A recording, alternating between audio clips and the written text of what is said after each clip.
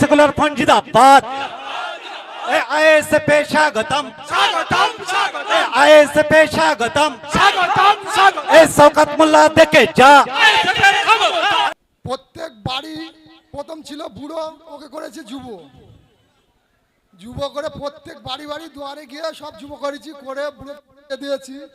দেওয়ার পরে ওইদুলকে খাড়া করেছি, পরে আর ওইদুল এত পরিমাণ প্রত্যেক জায়গায় ঝামেলা বাঁধিয়ে দিয়ে তোলা তুলে খাচ্ছে, বিবাদ করে দিচ্ছে, রাগারাগি করে দিচ্ছে, ভাই বাদ দিয়ে দিচ্ছে প্রত্যেক জায়গায়।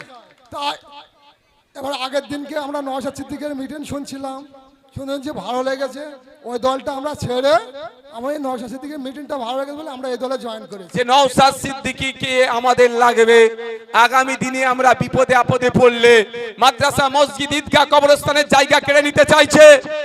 অন্য কোন বিধায়ক আমাদের হয়ে কথা বলেনি, সব মুখে লিকোপ্লাস্ট লাগিয়ে আছে। ওই সময় নওশাদ সিদ্দিকী সুপ্রিম কোর্টে গিয়ে মামলা করে আফতার বাদুর দাদুর কবর, বাপের কবর, নানার কবর, নানির কবর, ঈদগাহ কবরস্থানটা এখনো সুরক্ষিত রেখেছে। তাই নওশাদ সিদ্দিকীকে আমাদেরই লাগবে। আগামী দিনে যদি কোনো কৌশল করে আমাদের উপরে কোনো অত্যাচার না হয়, তাহলে নওশাদ সিদ্দিকী বিগত দিনের নাই বুক চিতিয়ে সামনে দাঁড়াবে। যদি এটা মনে করেন যে আমাদের প্রতিনিধি হিসাবে নওশাদ সিদ্দিকী ভাইজান চায়, তাহলে 29 এপ্রিল খাম চিহ্নে ভোট দিয়ে আমাকে জিতিয়ে আবার বিধানসভার মধ্যে পাঠাবেন। আর যদি মনে করেন যে নওশাদ ভাইজানের থেকেও ভালো কোনো প্রার্থী আছে, তাহলে আপনাদের বলবো তাকে বিপুল ভোটে জয়যুক্ত করে বিধানসভার মধ্যে পাঠান, কিন্তু এই নটোরিয়াস ক্রিমিনালকে পাঠাবেন না। যখন মাদ্রাসাটাকে কেড়ে নিতে চাইছে, মসজিদকে কেড়ে নিতে চাইছে, ওয়াকফ সম্পত্তিকে কেড়ে নিতে চাইছে, ঈদগাহকে কেড়ে নিতে চাইছে, তথা ওয়াকফ সম্পত্তিকে কেড়ে নিতে চাইছে, এই নটোরিয়াস ক্রিমিনালটা তখন বলেছিল দিল্লিতে গিয়ে তুমি আন্দোলন করো। তাই সময় এসেছে, আমার পাশে বিপদে কিন্তু নটোরিয়াস ক্রিমিনাল দাঁড়ায়নি। তাই আজকে যখন ভাঙড়ে চালতা বেরিয়াতে ভোট চাইতে আসবে, ভদ্র ভাষায় তাকে দিল্লি যাওয়ার রাস্তাটা দেখিয়ে দিতে হবে। শুধু তাই নয়, আপনি দলিত, আপনি আদিবাসী, আপনার অধিকার কেড়ে নিচ্ছে রাজ্য সরকার, কোনো কথা বলার নেই কেউ। 18 জনের মতো আদিবাসীদের বিধায়ক আছে, 68 জনের মতো দলিত সমাজ থেকে বিধায়ক আছে, কেউ ফেক এসটি সার্টিফিকেটের বিরুদ্ধে কথা বলে না। এই নওশাদ সিদ্দিকী তার বিরুদ্ধে কথা বলছে। যদি মনে হয় আগামী দিনে দলিত, আদিবাসী, হিন্দু, মুসলমান, কৃষক, ছাত্র, যুবক থেকে শুরু করে নারী পুরুষ নির্বিশেষে, সরকারি কর্মচারী, প্যারা টিচার থেকে সিভিক ভলেন্টিয়ার, প্রত্যেকটা মানুষের অধিকারের জন্য যেভাবে বিগত 5 বছর বিধানসভার মধ্যে, বিধানসভার বাইরে মানুষের জন্য লড়াই করে গিয়েছে ভাঙড়ের বিধায়ক, আগামী 5 বছরে লড়াই করা দরকার। আর দরকার তাহলে বলবো আসুন আমার হাতকে শক্ত করুন, কারোর প্ররোচনায় পা দেওয়ার দরকার নাই। বিরিয়ানির প্যাকেট 500 টাকা, শাড়ি উপহার দিলেও গ্রহণ করবে, ছাড়বেন না, কিন্তু ভোটটা সকাল সকাল গিয়ে খাম চিহ্নে দেবেন, কারোর প্ররোচনায় পা দেবেন না। এখন আপনাদের এলাকায় একটা বড় নেতা ছিল, খুঁজে পাওয়া যাচ্ছে না মার্কেটে, বুঝতে পারছেন? বুঝতে পারছেন? এই ধরনের নেতাদেরকে দিয়ে নিয়ে সব কাজ করায়। আচ্ছা, 2021 থেকে 23 ভাঙড়ে খুনোখুনি হয়েছে, কেউ বলতে পারবেন? 23-এ যেই শওকত সাহেব দায়িত্ব পেল, সেই খুনোখুনি শুরু হয়ে গেল। তাহলে এদেরকে খুনি বানালোটা কে?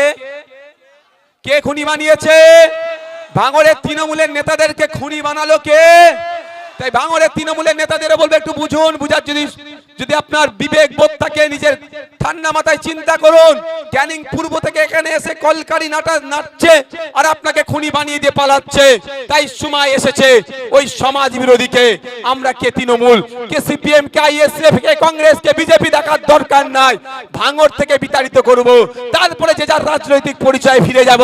আমরা শান্তির সাথে, সৌজন্যতার সাথে, ঐক্যের সাথে, সম্প্রীতির সাথে আমরা রাজনীতি করব। যার যাকে ভালো লাগে ভোট দিয়ে জিতাবে।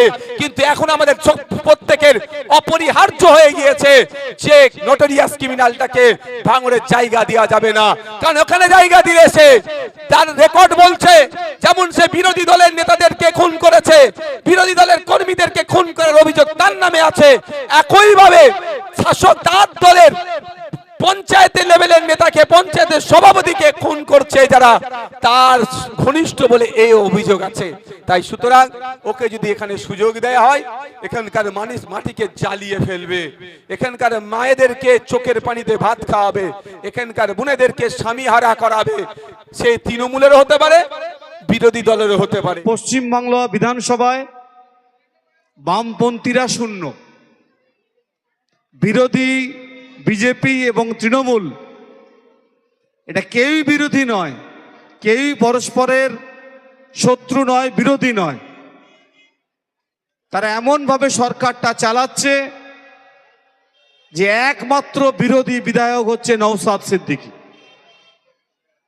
অর্থাৎ 2021 সালে যখন সিপিআইএম এর সঙ্গে সংযুক্ত মোর্চার জোট হলো, সেই সময় ভাঙড়ের মানুষ যে সিদ্ধান্ত গ্রহণ করেছিল সেই সিদ্ধান্ত সঠিক ছিল, এইটা বুঝতে কোনো অসুবিধা হয়নি।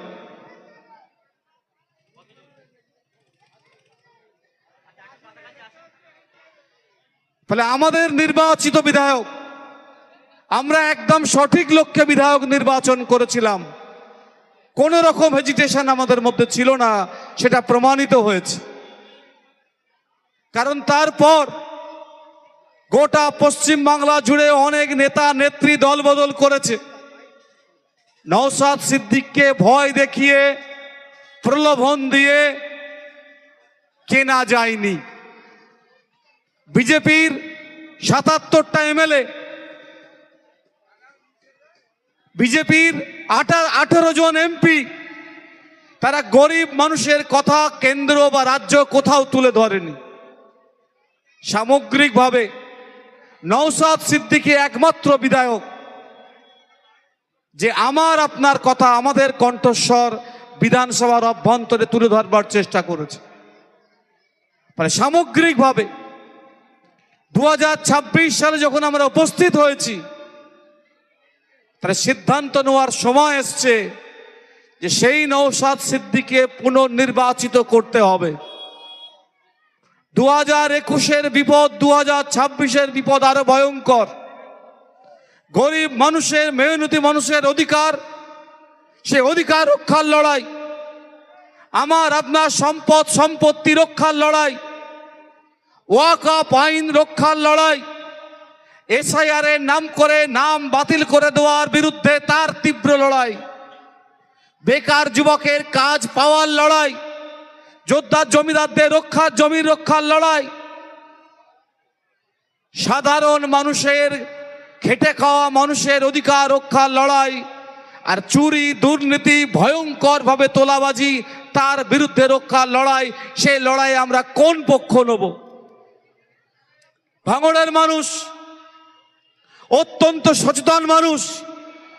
2011 সালে তৃণমূল কংগ্রেস তৈরি হলো, ভাঙড়ে বাদল জমাদারকে আপনারা জিতিয়েছিলেন। 2021 সালেও সব জায়গায় শূন্য হয়ে যাওয়ার পরও ভাঙড়ের মানুষ নওশাদ সিদ্দিকীকে জিতিয়েছিলেন। নওশাদ সিদ্দিকী আপনার রায়ের অমর্যাদা করেননি, আপনার রায়কে সম্মান দিয়েই